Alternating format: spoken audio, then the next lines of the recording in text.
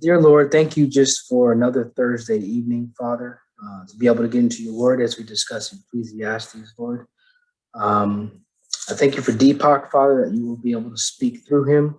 I thank you for his obedience in your word, um, and just the diligence in studying what it is and what it looks like when it comes to, I guess, um, the meaning and history of Ecclesiastes, Lord, the author, and everything in between, Father.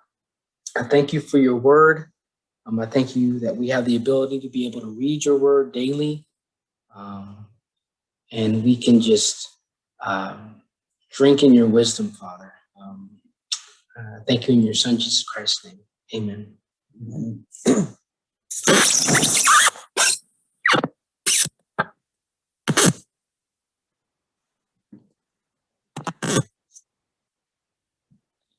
So we're in Ecclesiastes today, and so first we'll go through the name and author and scope, and then we'll go through the themes of the book. First up is the name. The name Ecclesiastes is basically the English version of the Greek word, which I don't know how it spells. How it's said, but it's spelled very similar. And which in turn is a translation of the Hebrew word kohelet, which is what we see in Ecclesiastes, the first verse there, where it says, "These are the words of the preacher." The word that we have translated as preacher is kohelet in the Hebrew Bible. And so that's where we get the name Ecclesiastes. And kohelet is also the name of the book in the Hebrew Bible. And so the word means preacher, and it's sort of an official title for someone who gathers others together for teaching or worship. So in terms of the author, technically the book is anonymous because the person doesn't identify themselves by name. He just calls themselves the preacher. It seems to imply that King Solomon was the author. We can look at some of those verses. Let's just do 1, 12, and 16. Okay. Wait. Chapter 1, 1, and then verse 12 and verse 16. So chapter 1, the words of the preacher, the son of David, king in Jerusalem, and I, the preacher, have been king over Israel and Jerusalem. And then 16. Oh, okay. I said in my heart, I have acquired great wisdom, surpassing all who were over Jerusalem before me, and my heart has had great experience of wisdom and knowledge. And 2, 4 through 10. No, it's okay. Okay. Okay. All right. So he says he's the son of David. He's the king in Jerusalem, and then he says he's surpassed great amounts of wisdom, which we know from kind of the parallel accounts in Kings that this is kind of this is how they describe Solomon. And so we have early Jewish and Christian tradition that attributes the book to Solomon. But then on the other side, we also have some passage that kind of seems to doubt that. So there's the preacher's inability to change government incompetence and corruption, which seems to suggest it might be someone else. So let's get some of the sources too. So Nick, you want to do 3:16? Yeah.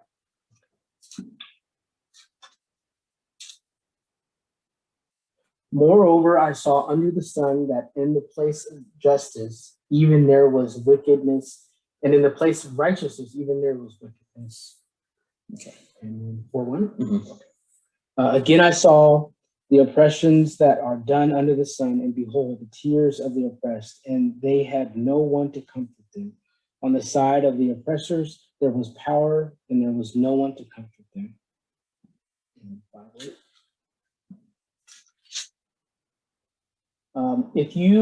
If you see in the province the oppression of the poor and the violation of justice, and the righteousness. Do not be amazed at the matter, for the high officials is watched by a higher, and there are yet higher ones over them. And then 8:11.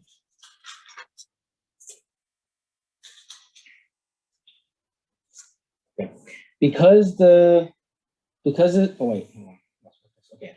Because the sentence against an evil deed is not executed speedily, the heart of the children of man is fully set to do evil. And then 14. Oh, The same chapter. oh yeah. There is vanity that takes place on earth, that there are righteous people to whom it happens according to the deeds of the wicked, and there are wicked people to whom it happens according to the deeds of the righteous. I said that this is also vanity. And then 10, 5,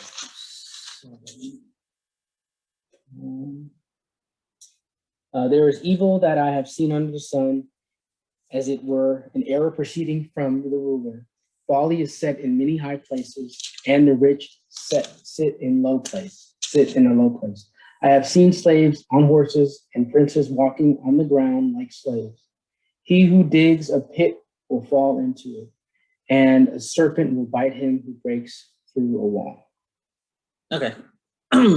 So all of these are basically where he's talking about corruption, and there's some that even specifically say these government leaders are not, they're unable to do something about it, which suggests if he's the king, he should have the power to do something about it. So if he's talking about the inability, then maybe someone other than Solomon wrote it.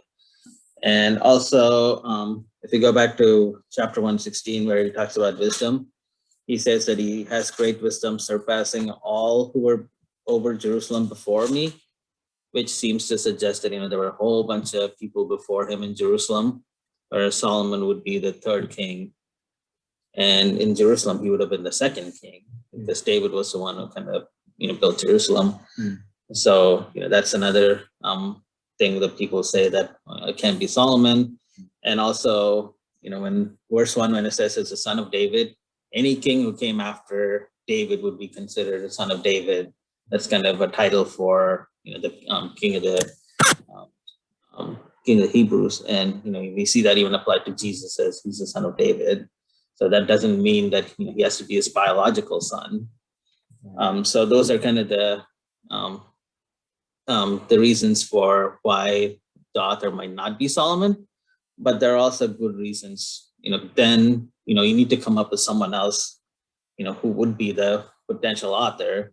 And we still have the thing where he says, it says that he is pretty much the wisest person ever.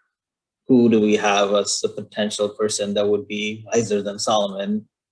And also, some of the things that he's talking about, like people who were in Jerusalem before him, it doesn't have to be one of just Jewish kings. There could have been other, he could just be in general talking about other kings who were before him and how he's the wisest. And also, when he's talking about government, he doesn't have to just refer to his country at that time. He can be looking at neighboring countries and just talking about history. So those aren't necessarily good reasons to say that it's not Solomon. And also, the other reason they point to is that the Hebrew in the book, the language of the book, it points to a much later time. They're saying the Hebrew might potentially be kind of few centuries later, which gives some uncertainty. But ultimately, we know that this is God-inspired words, and God is the ultimate, he's a true preacher. And there might be some uncertainty if this is Solomon or not, but we know this is the word of God. And all right, so any questions on that before we move to scope? All right, so the scope of the book. So the main objective of the Kohelet, the one with the title, the one who's supposed to teach students to. So his objective is to help the students develop skill in living according to Yahweh's order. And so that's kind of the objective of the book. And we'll get into that as we go through the themes. And in terms of the dates, if Solomon wrote this book, it can be dated between 970 and 930 BC. And so there's some tradition kind of, people have tried to order the different books of Solomon, like when did he write Proverbs and Song of Songs and Ecclesiastes, and tradition says that this was his last book. It was kind of during his final days, his reflection on a life that failed to live up to its potential. And we don't have to read those, but there are some verses that might, support that. So basically, the idea is that he wrote Proverbs when he was like young, and then Ecclesiastes is kind of him looking at his life, from the end. And so this is all assuming that Solomon was the author. If he was not the author, then based on just the language in the book, it could have been written several centuries later. But either way, it doesn't really affect, how we read the book. Yeah, it'd be pretty amazing with 413 referring to Solomon. If he was talking about himself. Okay, do you want to read it? Sure. 413 says, better was a poor and wise youth than an old and foolish king who no longer knew how to take advice. Right. Right. It's quite a self-reveal. All right. So is the questions on scope or name an author? All right. So the big picture view of the content. So the author in our textbook, that person broke it up as this book is in kind of three major sections. So you have the prologue, which is just that one verse that says, he's the preacher. And then you have Kohelet's queries, which is pretty much the majority of the book. And then you have the epilogue at the end with 5 verses there. And then within that main section there's a part 1 and a part 2. You have a refrain, which gets repeated at the end. Actually, I'm not sure if it's the same refrain or a different refrain. Basically where it says, kind of the most famous thing in Ecclesiastes, it says, vanity of vanities, or I guess the NIV says like meaningless, it's all meaningless. In the last chapter? That's in 1:2, and I think 12:8 also repeats that. So that's the refrain that gets repeated. So the first part of part 1, and then the very end of part 2. And then in the middle there, we have an introductory poem, and then Kohelet's investigation of life. And then part 2 is this conclusion of life and a concluding poem. So it kind of, it has basically the structure where we see things kind of repeating. All right, so that is the big picture view of the content. Then now we can get into the themes. So our textbook here has 5 themes for Ecclesiastes. So first, the author of Ecclesiastes, he raised more questions than he answered. And then, then the author of Ecclesiastes acknowledged numerous challenges to living under the sun. And then the author of Ecclesiastes affirmed God's mysterious providence in all of life. And then the author of Ecclesiastes provided important instruction about living well under the sun. And then finally, the author of Ecclesiastes highlighted the key to a meaningful and significant life. And we'll get through all of that. So the first theme is that the author of Ecclesiastes, he raised more questions than he answered. So Ecclesiastes is a book of queries and conclusions. We'll learn that it's more queries than conclusions. It reflects the kind of teaching described in chapter 12, verse 11. Yeah. I thought I had it. Let's see if I don't know. Yeah, okay. The words of the wise are like goads and like nails firmly fixed. Are collected, saying they are given by one shepherd. Mm-hmm. Okay. Yeah. So the goads there, they're pointed sticks, which were used to guide animals. to their kind of the desired destination. So he's saying that this kind of teaching is the words of the wise, that are the pointed sticks that shepherds used to use to guide animals to their destination.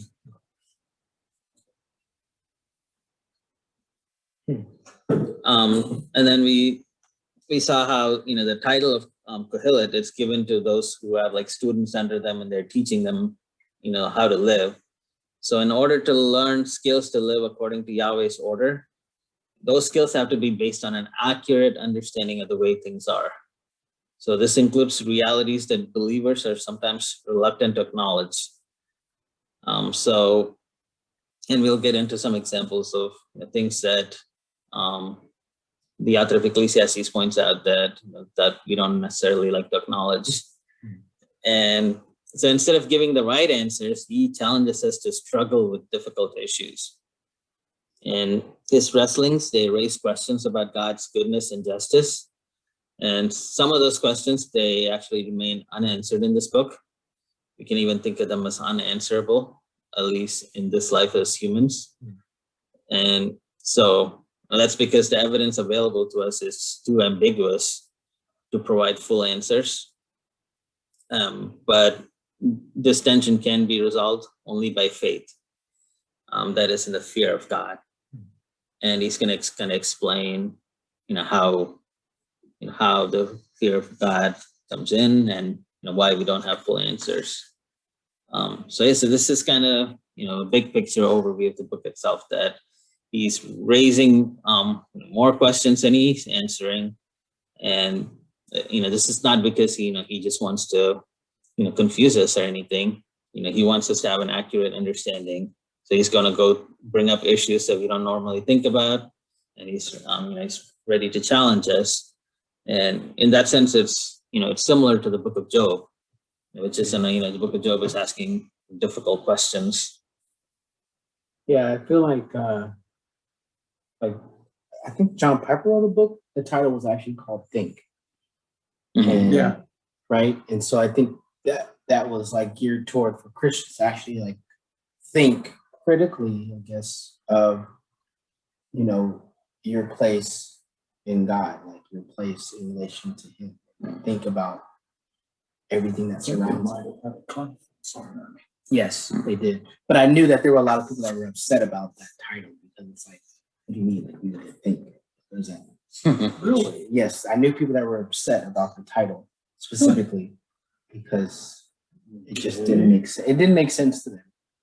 So I don't know why. So, You don't know what they. I don't know. Yeah, I don't know why they. I don't know why they thought they were dumb enough to think that. Like I don't know why. I don't know why they thought. So.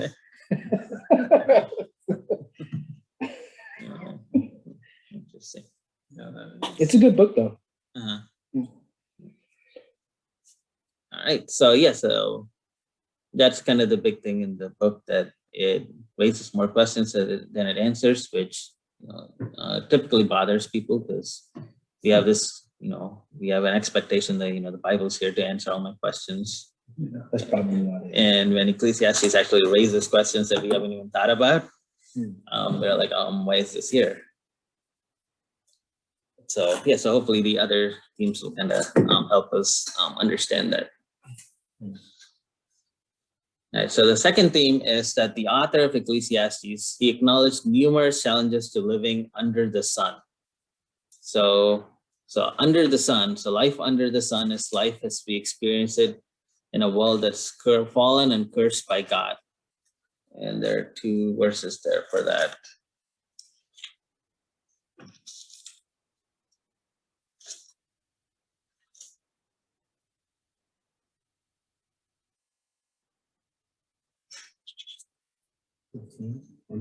Mm-hmm. 115. What is crooked cannot be made straight, and what is lacking cannot be counted. Yeah. That's 7:13. All right. Consider the work of God. Who can make straight what He has made crooked? Okay. So he's saying that the world that we see is crooked and it's lacking. And it's not just it happened by itself, but God made it crooked because we live in a fallen world under God's curse.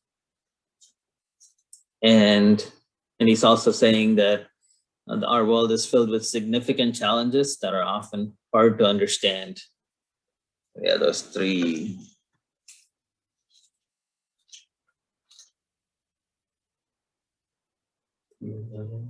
He has made 3:11. He has made everything beautiful in its time. Also, he has put eternity into man's heart, yet so that he cannot find out what God has done from the beginning to the end. For who knows what it, oh, this is 6:12. For who knows what is good for man while he lives the few days of his life, like few days of his vain life, which passes like a shadow. For who can tell a man what will be after him under the sun? Then 8:17.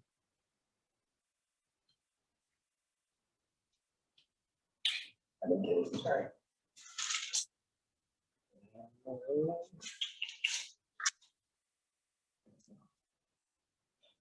Then I saw all the work of God, that man cannot find out the work that is done under the sun. However, much man may toil in seeking, he will not find it out. Even though a wise man claims to know, he cannot find it out.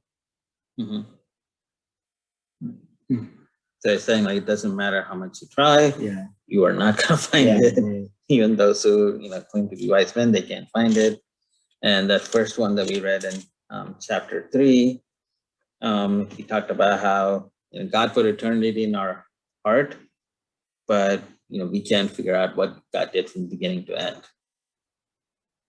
And then we also see like how these are just kind of like little verses here and there. He doesn't really go into detail to explain why that's the case. He's just observing this is how life is. And so so that's life under the sun, where the world is cursed by God, and we have a hard time understanding what's going on. And he also recognized the reality of injustice and the difficulty in eliminating such inequities.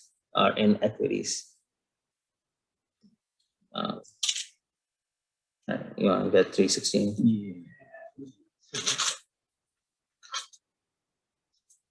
Moreover, I saw under the sun that in the place of justice, even though there was wickedness, and in the place of righteousness, even though there was wickedness. Even there. Oh, even there. Oh, yeah. Sorry. That's the dyslexia. That's Then 16. Yeah, and then 5:8. If you see in a province the oppression of the poor and the violation of justice and righteousness, do not be amazed at the matter, for the high official is watched by a higher, and there are yet higher ones over them. All right, so there's injustice and there's difficulty. He's expecting justice, but he sees wickedness. He's expecting righteousness, he sees wickedness. And then there's oppression and violation of justice. And he's saying, do not be amazed. This is normal. And we have a difficult time eliminating these things. And what happens in life often depends less on skill or ability than on factors outside our knowledge or power. Yeah. We've all experienced that. 9, 11, and 12. Okay. Again, I saw under the sun, the race is not to the swift, nor the battle to the strong, nor bread to the wise, nor riches to the intelligent, nor favor to those with knowledge. But time and chance happen to them all. For man does not know his time, like fish that are taken in an evil net, and like birds that are caught in a snare. So the children of man are snared at an evil time when it suddenly falls upon me. An evil net, that's funny. Well, to the fish, it is evil, right? It is. Yeah, it is evil. Yeah. Yeah, so he says that what happens in life is not about, how strong you are, swift you are, or wise you are, but there are all these, it's basically chance. He says chance and time. And yeah, I just thought how this was so relevant, especially to our culture today, where we talk so much about injustice and equality and equity and all this. Where like for example, like at our company, we had a big town hall last week where the CEO was sharing all these statistics on our employee and how we're broken down by gender and race and what they're trying to do to make things better and how they're working so hard. And I was just thinking like he's going to give the same town hall next year where, maybe the numbers got a little better, but they still wouldn't have it equal because, we need to realize that, people are not just, clones of each other. We can't just break us down by race and gender. There's, so much other factors going on, and there's no way we can equalize all of these different factors and make the numbers all to be equal. And I feel like that's our culture is kind of, it's a kind of a good ideal to have, but we're not realizing that we're not going to get there. Right. And there are a lot of other unintended consequences because we're trying to do this. Yeah. Yeah. And yeah, there's a lot of wisdom from Ecclesiastes on that. These are not things that we can really accomplish on earth by ourselves. Yeah. And no amount of law or reform will do that. Yeah. Second coming will. Yes, exactly. Yeah, definitely will. Yeah.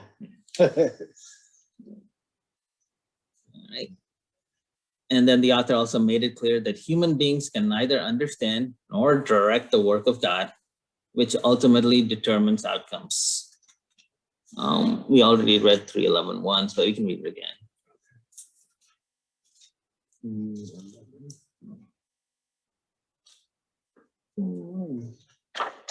He has made everything beautiful in its time.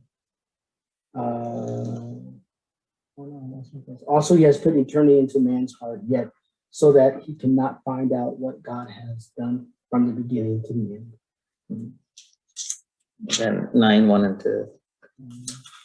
But all of this I laid to heart, examining it all, how the righteous and the wise and their deeds are in the hand of God.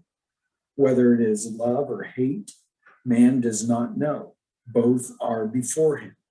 It is the same for all, since the same event happens to the righteous and the wicked, to the good and the evil, to the clean and the unclean, to him who sacrifices and him who does not sacrifice. As the good one is, so is the sinner. And he who swears is as he who shuns an oath. So the idea that same thing is happening to everyone, and he acknowledged that God is in control, but we don't understand why these things are happening. And so those are 3 examples of the numerous challenges that we face living under the sun. And so questions on that?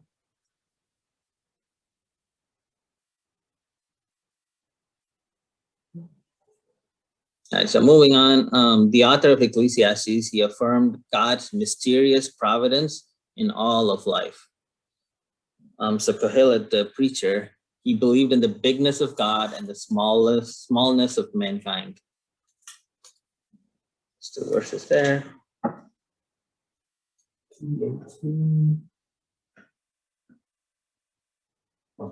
I said in my heart with regard to the children of man that God is testing them, that they may see that they themselves are but beasts. I do.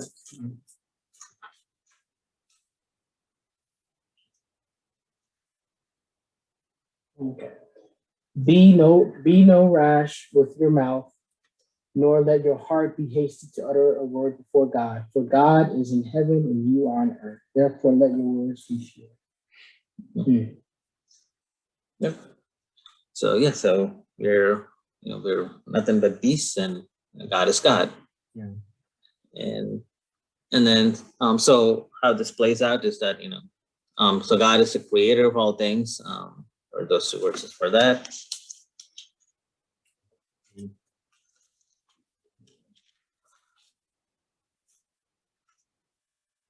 And I, this goes off, okay. And I commend. Are you in 12:1? Oh, wait. Oh. What one? Where's that? At? I'm in A. One A. Oh.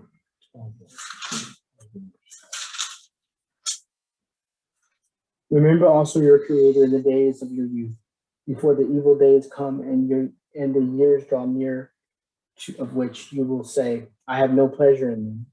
Mm-hmm. So he's the creator. And then there's another verse.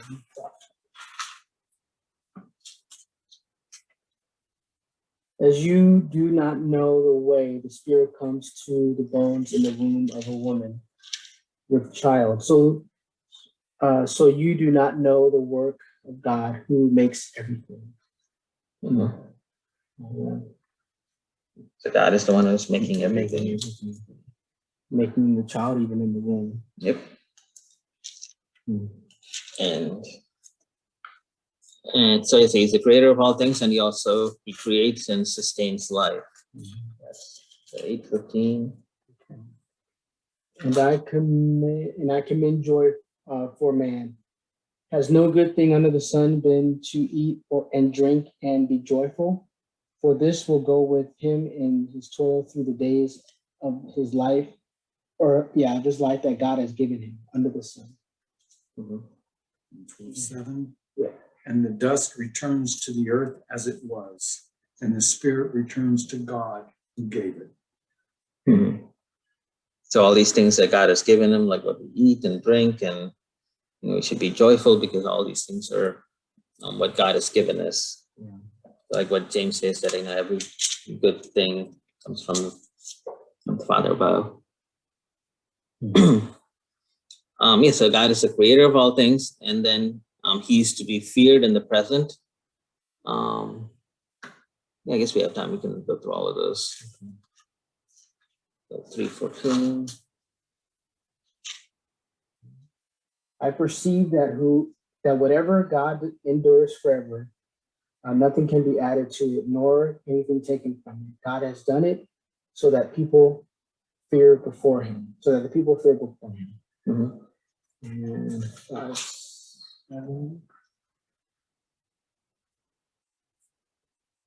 For when dreams increase, the words grow many. There is vanity, but God is the one you must fear. And then 8, 12, and 13. Though a sinner does evil 100 times and prolongs his life, yet I know that it will be well with those who fear God, because they fear before him. But it will not be well with the wicked, neither will he prolong his days like a shadow, because he does not fear God. He does not fear before God. And then 13. The end of the matter, all has been heard. Fear God and keep his commandments, for this is the whole duty of man. Mm-hmm. Yep, that's a good one. Yep. And then, so God is to be feared in the present, and also in the future, he's going to bring all our deeds under judgment. So there's, we can read 14 first, 12, 14 first. Okay, there. For God will bring every deed into judgment with every secret thing, whether good or evil. Mm-hmm. 11:9. Okay. Rejoice, O young man, in your youth, and let your heart cheer you in the days of your youth. Walk in the ways of your heart and the sight of your eyes, but know that for all these things God will bring you into judgment. Mm-hmm. So it's a big point about how God is big and we're small, because God is the creator, he's the sustainer of everything. He gives everything we have in life, he's the one who gives it to us. And and then there are all these commands to fear God, and especially how he's going to judge everything at the end. And that's one of our motivations for fearing God. All right, and then the next point is that while he affirmed the sovereign providence of God in everything, he also acknowledged the importance of human choice, while clearly recognizing that people have a limited understanding of the work of God. Right. So we've been reading 3:11 a lot. But Yeah, we have.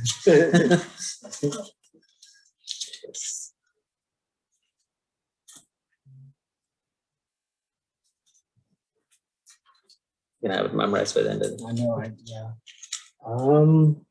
Where's it go? Where's it? Okay. He has made everything beautiful he has made everything beautiful in its time. Also, he has put eternity into man's heart, yet so that he cannot find out what God has done from the beginning to the end.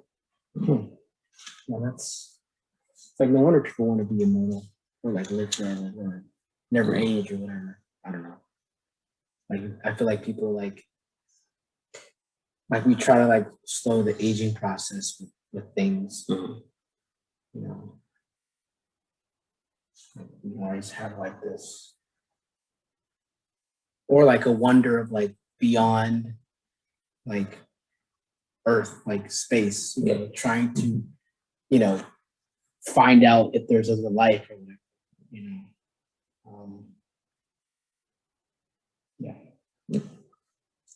All right. Yeah, 6:12. Oh. Okay. For who knows what is good for man while he lives a few days of his life, or of his vain life, which he passes like a shadow. For who can tell a man, for who can tell man what will be after him under the sun? Then 8:17. 8:17.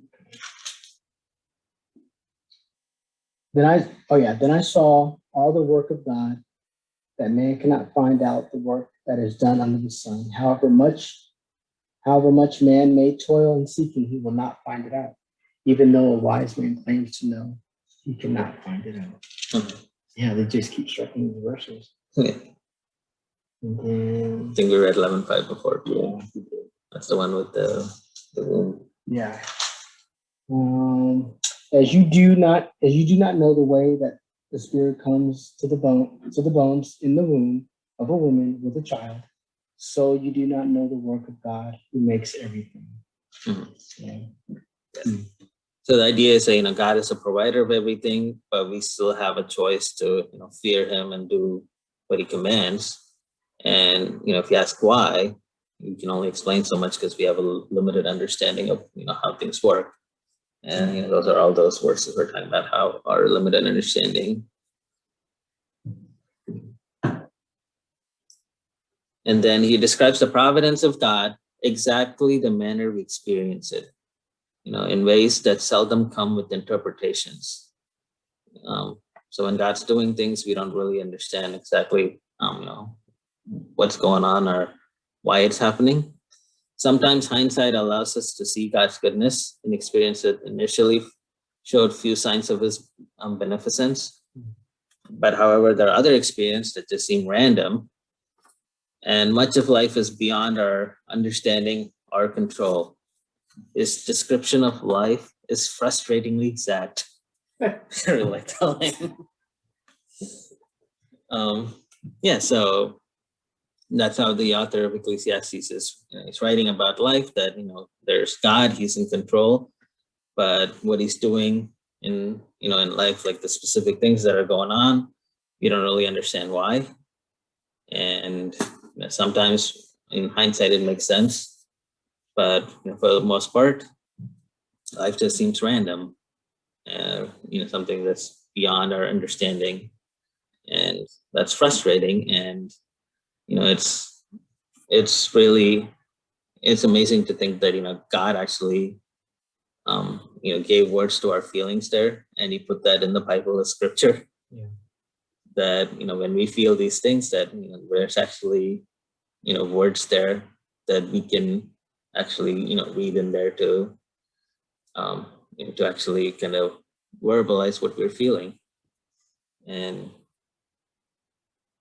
this is how our world is, right? Like when we have a pandemic or whatever stuff is going on, we have no idea why that is. And it's interesting when you compare that, what you just said, how God provided us with the words that express that, right in his word, right in this book. It fits with the purpose of the former writings, which is to show us how to enjoy life with God in the midst of this fallen world. Those that fear God, how to enjoy life with him through all of the troubles. So he gives us expression of the frustration we will experience. Yeah. Well, I mean, that was like, when they were in the wilderness, that was the point of it being hard for them, trying to follow all those, those laws or whatever. It's difficult for them, being persecuted and all those things. But God, it's like Wes was talking about this on Tuesday. Like, it's like comparing, like what we go through today.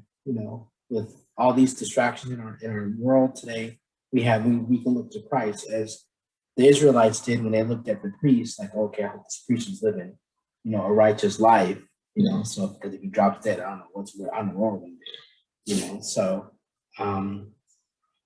like we can live in joy. They could have lived in joy too, because the priest was living a righteous life, and that was the whole point, to trust in, even though he's telling you to cut your hair a certain length, obey it, trust and obey. So and at this point where we left off the narrative, God's people are in exile. So this is the kind of stuff that's supposed to help them, where they don't understand why they're in exile. God promised that there will be a son of David on the throne forever, and they're God's chosen people, and then now they're without the land, the temple. They destroyed the temple. Pretty much everything that gave them identity was taken away. And it's like, why? And and also this is kind of a warning of when we see Christians on TV who are explaining like this event happened because of, like 9/11 happened because of America's sin. And when you're saying that, best case, you're saying that, God is not being consistent, because if this happened because of that, God should be punishing us like not just once in a lifetime. That should be happening every day. Every day. Yeah. Yeah, that's in the book of Job, addressed the whole theology of retribution. Yeah. So it's interesting how they each weigh in.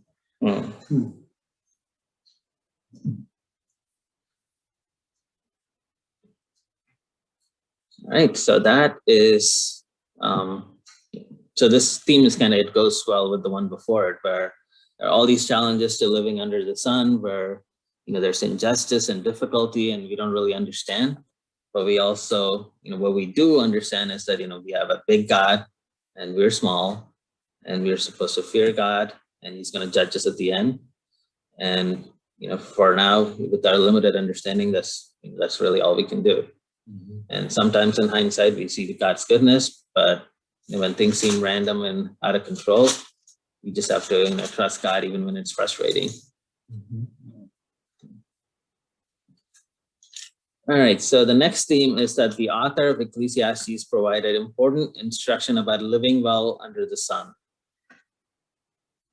So he's saying that despite wisdom's limits, he affirmed the importance of living wisely and of avoiding folly.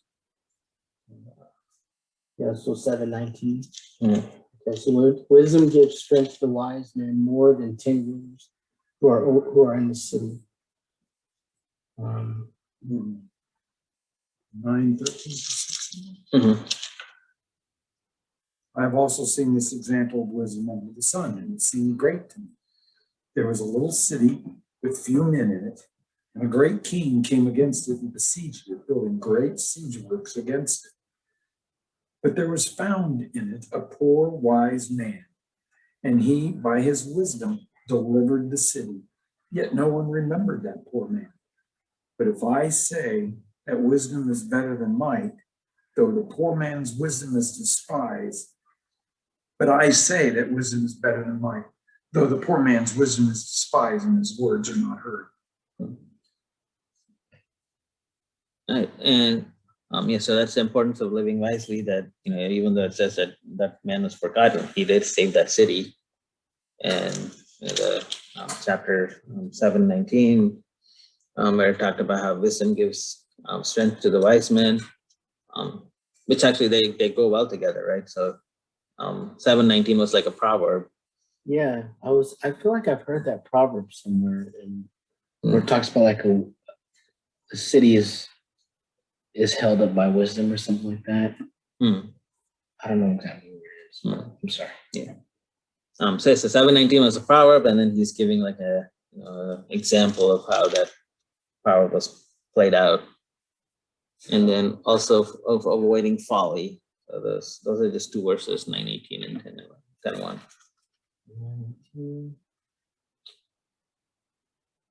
Yeah.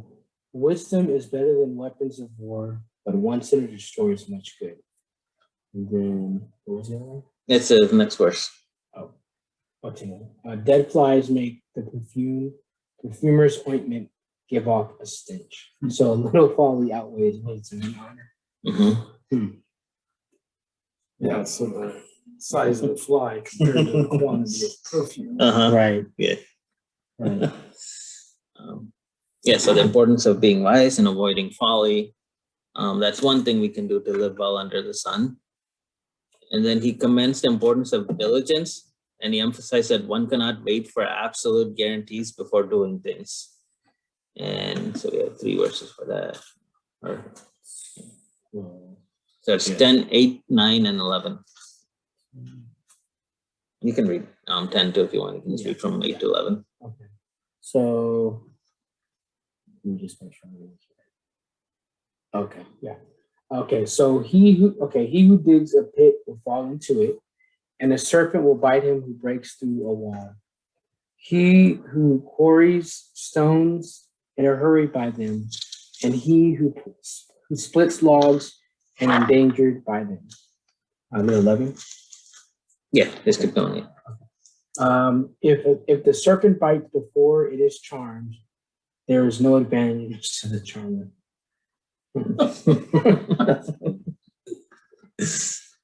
Yeah, I'm sure, of course. Yeah, I'm not gonna go back to that. Yeah.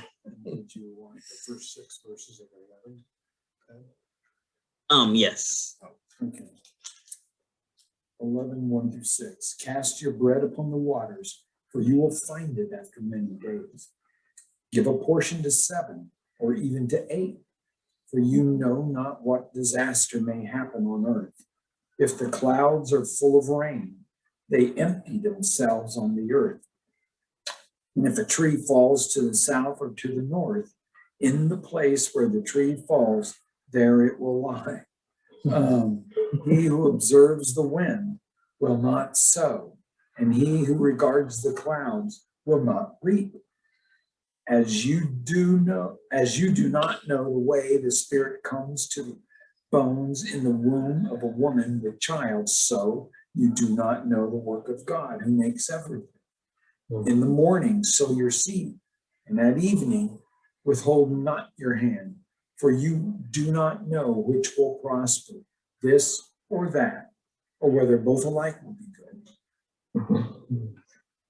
Yeah, so that last verse is the thing, right? You need to do what you're supposed to do and not be waiting around, trying to wait for the right time. Yeah. So there, it's the idea that there's no absolute guarantee of how things will turn out. And what he's established so far, we don't understand what God's doing, and we have no control over what happens in life. So, so we can't be waiting around. We're supposed to, do what we are supposed to do, what we want to do. We can't be waiting around. And our textbook author, he has one must wisely assess risks and weigh them against benefits, and then proceed with wisdom. Wow, that sounds like a sales group. Singles group, Yeah. waiting around for the best. Yeah. Wow. Yeah.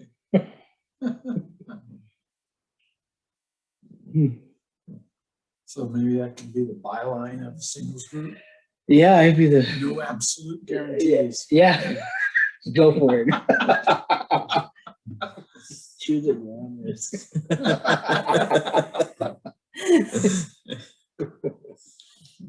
I'm gonna tell that to my friend. Look what I read today. She's gonna be like, "What? So you want to go out?" There you go. What a lead. Yeah.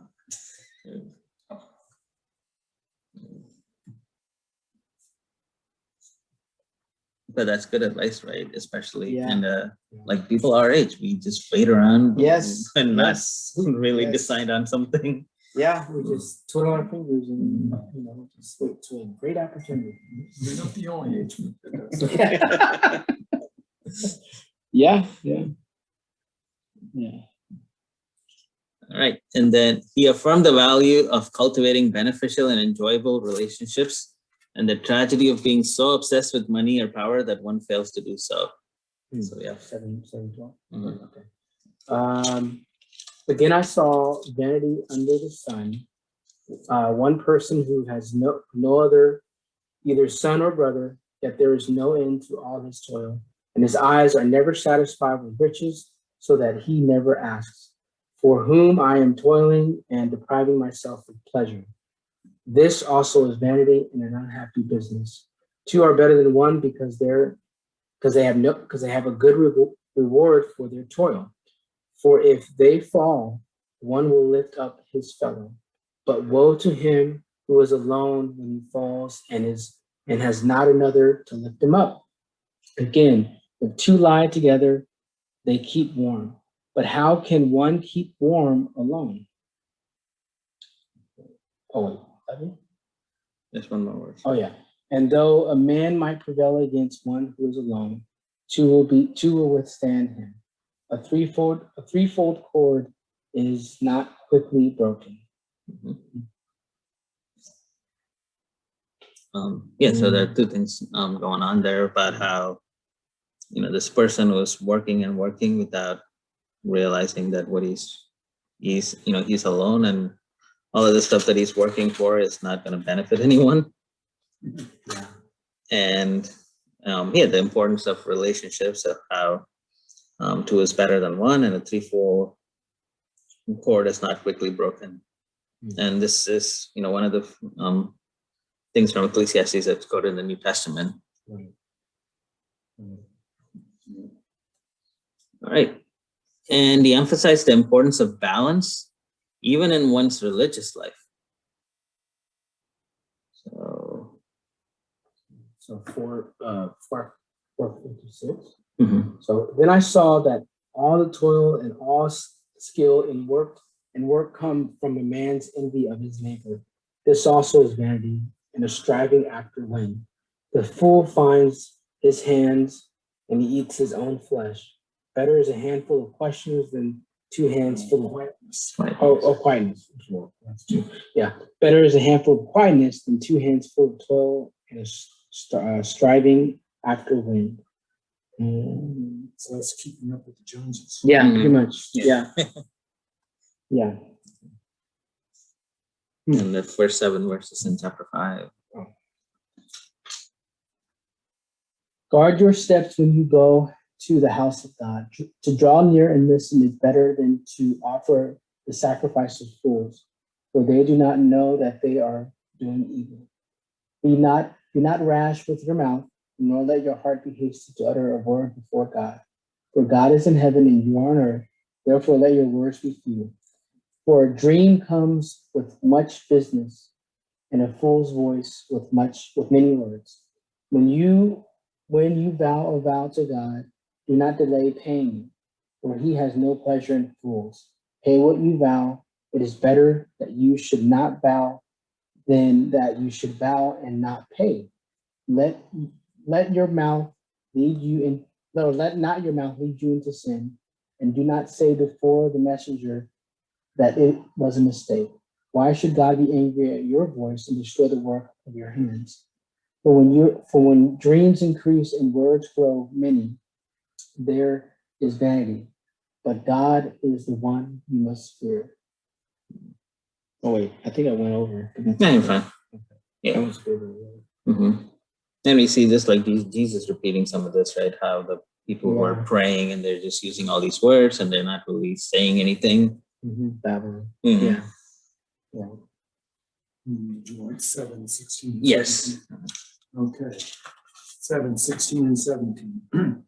Be not overly righteous, and do not make yourself too wise.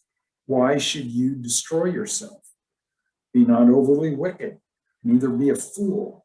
Why should you die before your time? So there's, yeah, he's like, I gotta be like,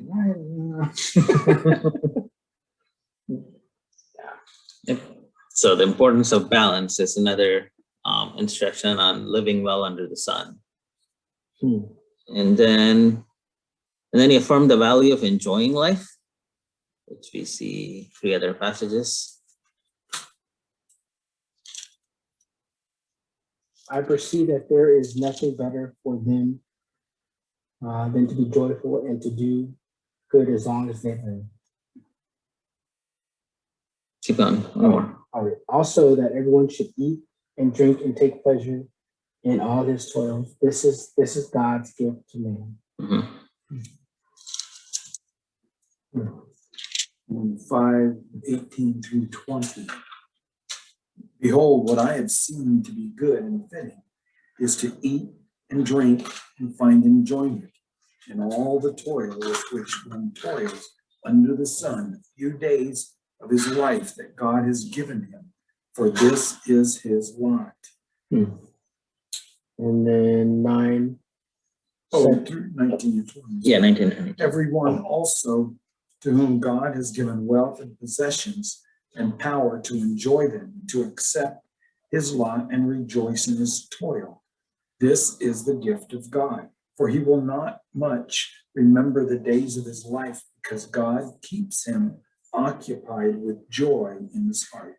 And then 9, 7 through 9. Yeah, go eat your bread with joy and drink your wine with a merry heart. For God has already approved what you do. Let not your garments be always white. Let not oil be lacking on your head. Enjoy life with your wife, whom you love, all the days of your vain life that has been given you under the sun, because that is your portion in life, and in your toil, at which you toil under the sun. Oh yeah, at which you toil under the sun. I think he said, let not your garments be white. I think he missays, let your garments. Yeah, sorry. So I think when they tear off their garments and they not put oil, we see that in New Testament. That's the sign of like where they're showing that they're fasting, right? Oh. So he says not to always do that, but you can have oil and you can enjoy life. And going back to the chapter, what was it, chapter 5, where he talks about how people who have God has given wealth and possessions and power, they can enjoy them and they can accept them. Which I think of the rich young ruler and Jesus saying like give away a possession, and people asking, is that what everyone's supposed to do? Are we all supposed to give away our possession? God saying it's okay to enjoy your wealth and possession because if God gave that to you. Yeah. And so maybe comparing that in 5, 18 to 20 to the rich young ruler, he's gone beyond. He's taken a gift from God to delight in and made it an idol. Yeah, he's taken something that's good or right and made it an idol. Yeah, which is what Satan does anyway. Takes something good and makes it. Yeah, the rich young ruler will probably fail all those balance things that he said, like how you should be balanced even in your religious life, and this he probably was kind of very one-sided on everything. Oh yeah.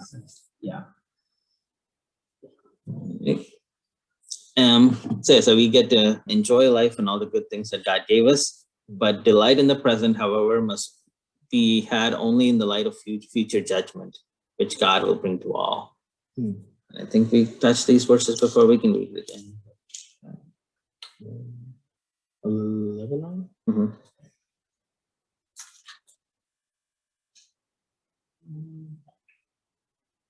Rejoice, O young man, in your youth, and let your heart cheer you in the days of your youth. Walk in the ways of your heart and the sight of your eyes. But I know that for all these things, God will bring you into judgment. Mhm. Then 12, 13, and 14. Oh, the end of the matter, all has been heard. Fear God and keep his commandments, for this is the whole duty of man. For God will bring every deed into judgment with every secret thing, whether good or evil. Mhm. So again, this is about balance. So we get to enjoy life, but we also should know that God's watching over everything, and He'll bring everything to judgment. That's kind of interesting. That falls in the line. I think Paul was when Paul was telling people like to be mindful of people who are still living in their way of like conviction. Do you think he had this in mind when he said when he was saying like, okay, you'll still be judged? Like people are still following the law. Yeah, like because Oh, you mean like in Romans 14, where they Yes. were, some were observing certain days? yes. Yeah. Yeah, I mean, like, do you think that would be like, someone didn't have a problem with drinking or whatever, Mhm. and then the other person did, Mhm. or they were just coming out of that or whatever. That person that probably doesn't need to be around the person that drinks, Yes. right? So you think, Right, so different people are going to apply verse 14 different ways. Hmm. I mean, I take it he's telling us to make a decision here. Mhm. Enjoy life, but remember, God's going to, God will bring every deed into judgment. And so different people are going to make different decisions with respect to an issue in different ways. right? Okay. So there's room in those verses for people still to handle things differently. Right. We will get to this in our conclusion, but this is kind of some of the reasons why, like religious people don't necessarily like the book of Ecclesiastes. Yeah. Because he says it's okay to drink and be merry. And Well, yeah, and that's the thing. Like, is I mean, I don't drink. I don't have a problem with people who do drink. But like my dad, he is an alcoholic, and he doesn't associate with that. Mhm. So my mom stopped. He would have different reasons. Right, exactly. So like my mom doesn't drink wine or anything like that when they go out for dinner. Mhm. But you have like Christian communities where that's a rule, even though you don't see that. Yeah. And when they see stuff like this, it's like, Yeah. They can have fun like that's this is. or even when he says vanity of vanities, like you can't say stuff like that,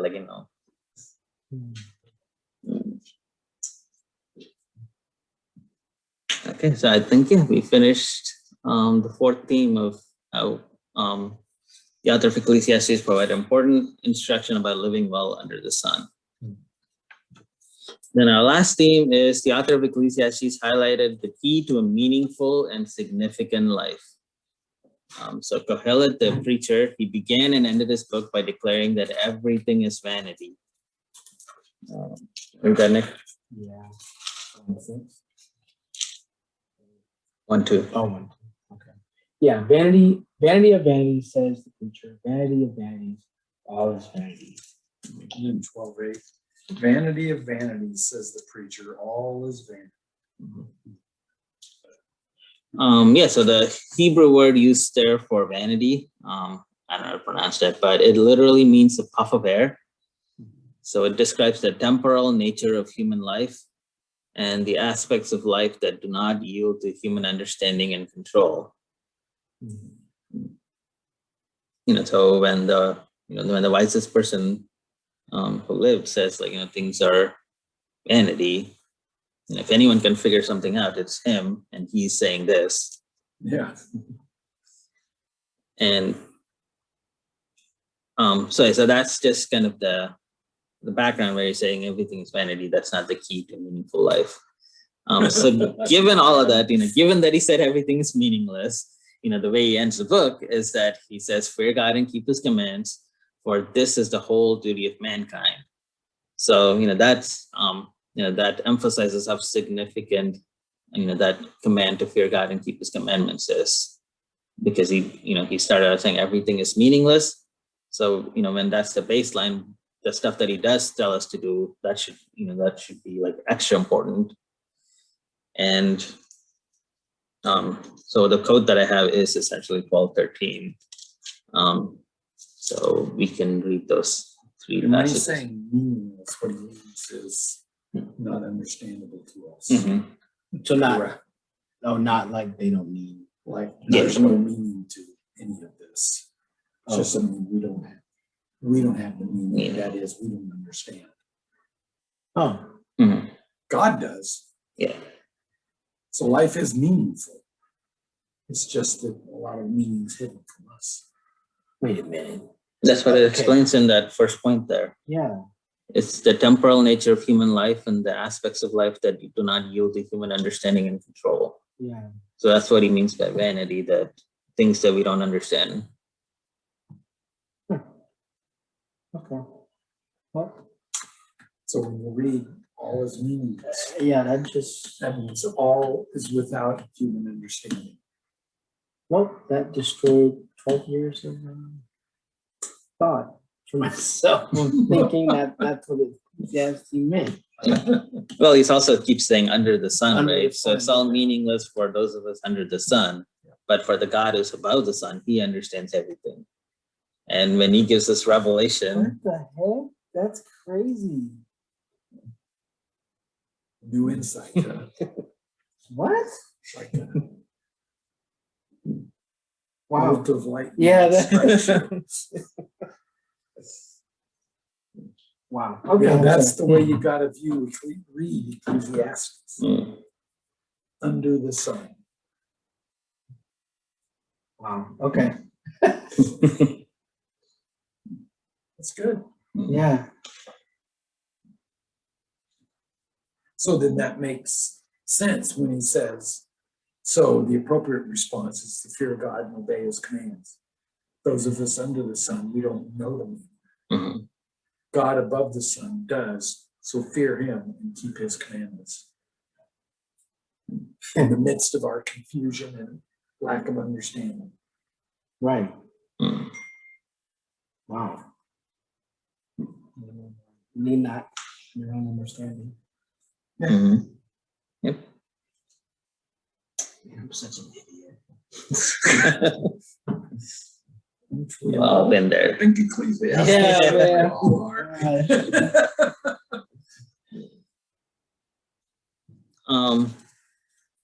Yeah, so real quick, we can look at those three passages, 3:14, 5, 7, and 8. I'm sure we did it already.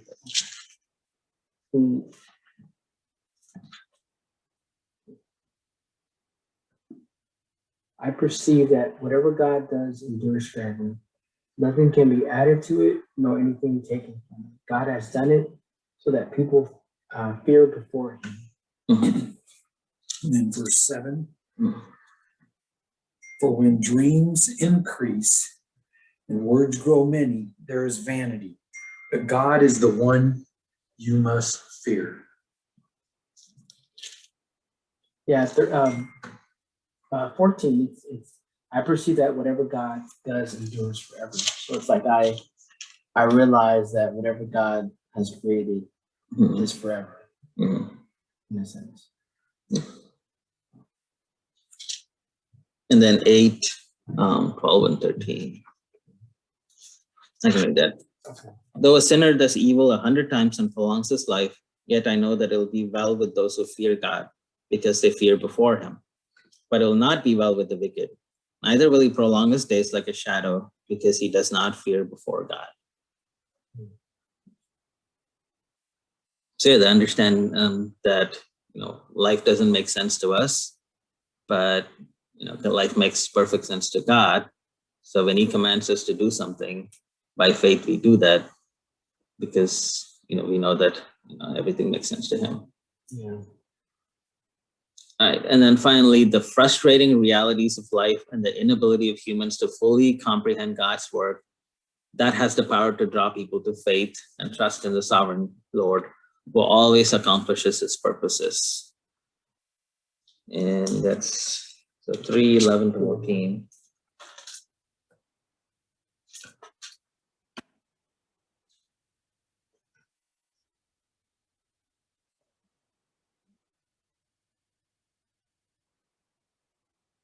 That it?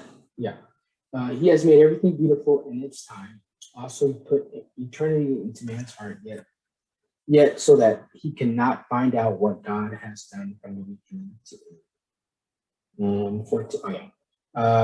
I perceive that there is nothing better for them than to be joyful and to do good as long as they live. Also, that everyone should eat and drink and take pleasure in all his toil. This is the gift. This is God's gift to man. I perceive that whatever God does endures forever. Nothing can be added to it, nor anything taken from it. God has done it so that people fear before him. Mm-hmm. Then 7:13.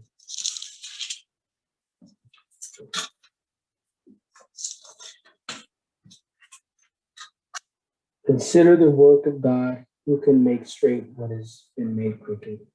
Mm-hmm. Says it's the sovereignty of God. Yeah. That he can do things. So I like how the author of her textbook, he says it's so frustrating that we can't understand what's going on in life, but that's actually a good thing because that helps us, trust in God. And he says there in chapter 3 that when we trust in God, and we're not still there trying to understand what's the why things are happening the way they are. If you just have simple trust in God, then we're free to enjoy life for what it is. We can just enjoy the good gifts that we get from God, and take simple pleasures in what we eat and drink. And yeah, that's the conclusion that for Kohelet the preacher, this was, what did I write? Well, anyway, that was his only way. I think I meant to say that was his only way to experience life with meaning and significance. That we get meaning and significance from, trusting in the sovereign God, who is capable of accomplishing his purposes, even when we don't understand those purposes. Yeah, because he's above everything. Yeah, he's above the sun. So the different interpretations shows how important it is to understand the biblical author's plan in writing what he wrote. Mm-hmm. Yeah, his point, his emphases. That's why they take us through these key themes. Points out the emphases. All right. So our conclusion is that some interpreters view Kohelet's queries as filled with bad theology. They think it's more like Job's 3 friends than the wisdom of Solomon, because he's just raising all these questions and he doesn't answer them. And whereas the same questions to Job. God asked questions to Job like this. Who created? Who were you before? Yeah. So that's the idea there, right? That he's not just asking questions just to challenge. He's actually saying that these are questions that are not answerable. When we're humans living under the sun, and we need divine revelation for this. And the divine revelation we get is the commandments from God, and he's asking us to fear God and follow those commandments. So even though he raised many unanswered questions and he recognized that there are numerous challenges to living under the sun, he maintained the right view of God and man. He is properly calling the readers to enjoy life in light of the future judgment, and he stressed the need to fear and obey God always. And the wisdom of Ecclesiastes is needed in this cursed and broken world for the believing remnant to maintain hope in the coming kingdom. And it provides a good reminder of how to live, not life. Two typos there.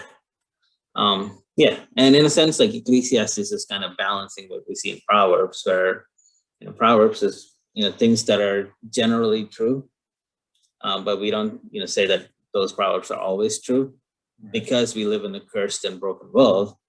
Where even if you follow what the author of proverb tells you to do, you don't necessarily see the end result of it, because it's a cursed and broken world, and things are random and outside our control. Where it says train the child in the way he should go, and that's where he's going to end up. But then you raise the kid the right way, and he doesn't end up where you want him to go.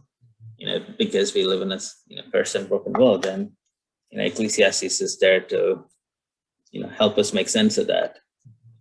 And Would you say most of the questions, or questions that the author is asking in Ecclesiastes are rhetorical? Like, Rhetorical is different than questions that are unanswerable. oh, okay. Rhetorical questions are questions that expect a certain answer. Okay. That it's obvious that the answer is no, or the answer is yes, or what, but the answer is obvious. Here he's raising questions that the answers are obscure. Can't even find them. Okay. Okay. Just showing how we don't know what's going on. Right. Mhm. Right. Yeah.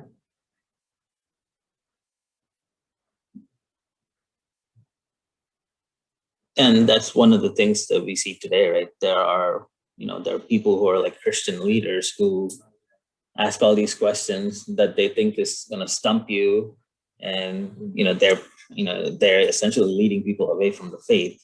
But what the author of Ecclesiastes is doing is not asking all these questions just to mess with your faith. He's actually leading you to faith, saying that even when all these things are unanswerable, there are things that we know for sure. Like it says, he maintained the right view of God and man. And, all right. Any questions or comments on Ecclesiastes?